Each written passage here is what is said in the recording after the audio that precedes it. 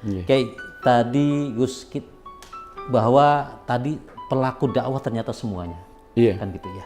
Pelaku dakwah itu semua orang, karena dakwah itu adalah mengundang. Nah, timbul pertanyaan, ada beberapa misalnya contoh artis tiba-tiba menjadi dai. Iya. Nah gitu ya. Atau pekerja tiba-tiba menjadi dai. Kemudian muncul artis kok jadi dai. Iya. Salahnya di mana? Ketika yang dilakukan itu di luar kapasitas kemampuannya. Kalau dia menjadi dai dalam pengertian bahwa dakwah adalah tanggung jawab moral dan tanggung jawab sosial kita serta tanggung jawab kita terhadap agama yang harus dilakukan oleh seluruh umat kapanpun dimanapun oleh siapapun, tetapi harus prinsip kedua dipegang bahwa kullun yad'u ilallah ala hasbi taqah.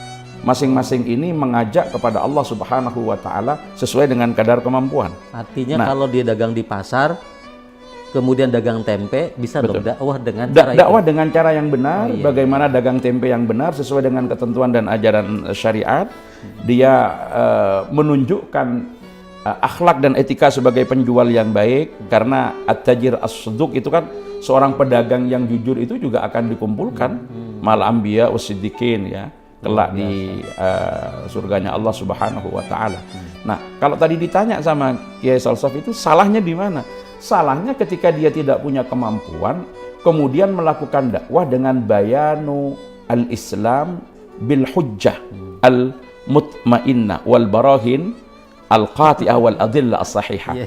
Jadi salahnya di situ ketika dia mengambil kapling untuk menjelaskan Islam yang seharusnya disampaikan dengan hujjah yang qadiyah kalau dalam bahasanya Kiai Hasyim Asy'ari ketika mengajak orang kepada NU itu, ajaklah mereka kepada Nahdlatul Ulama itu bi mau'idatin syafiyah, dengan ucapan-ucapan, dengan kata-kata yang menyejukkan, yang mendamaikan, wa da'watin mutalaqiyah, dan dakwah yang dilakukan secara terus-menerus, dan wa bi hujjatin qadiyah.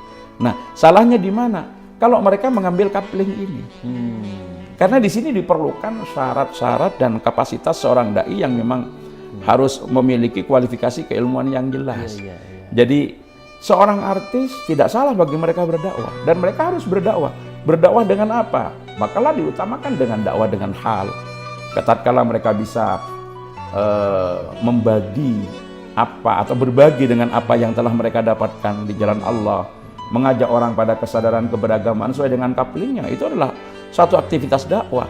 Nah, kalau ditanya salahnya di mana, tatkala dia berdiri di mimbar, kemudian mengambil kapling, melakukan bayan hujajil Islam, menjelaskan tentang hujjah-hujjah Islam, menjelaskan tentang Islam, tetapi tidak memiliki kapasitas yang memadai.